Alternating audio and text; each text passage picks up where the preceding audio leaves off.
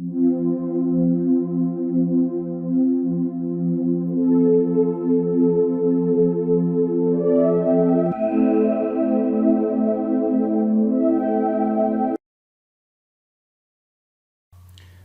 d'un an après la disparition de Delphine Jobilard, les enquêteurs n'ont plus aucun doute, l'infirmière serait bien morte.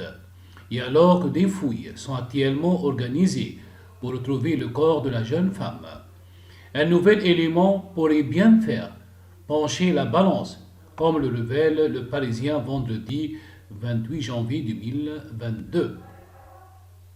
Voilà déjà plus d'un an que Delphine Jobilard a disparu.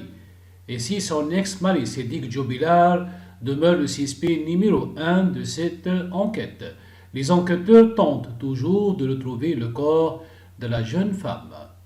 Depuis le 17 janvier 2022, des fouilles sont organisées autour du domicile de la jeune femme à Cagnac-Limine, dans le Tarn, avec des centaines de personnels de la gendarmerie, de l'armée, des experts et des moyens technologiques haut de gamme mobilisés. Elle vise plusieurs zones susceptibles d'avoir été fréquentées par le suspect et d'après les informations des Parisiens publiées vendredi 28 janvier 2022.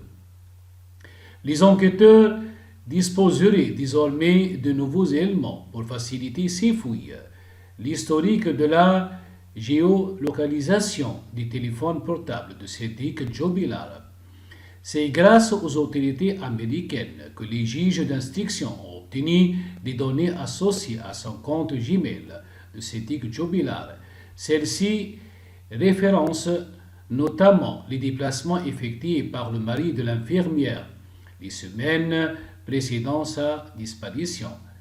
Jusqu'en août 2021, ces données devraient donc être une grande aide pour l'affaire puisque le suspect connaît très bien tous les recoins de Cagnac-Limine où il a l'habitude de se balader avec ses chiens.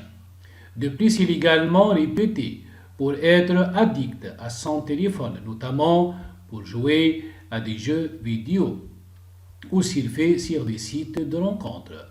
De nouveaux éléments conséquents, c'est donc en associant les trajets Google de son téléphone, ainsi que les divers témoignages recueillis concernant les lieux qu'il fréquente, que les enquêteurs ont délimité les zones de fouille.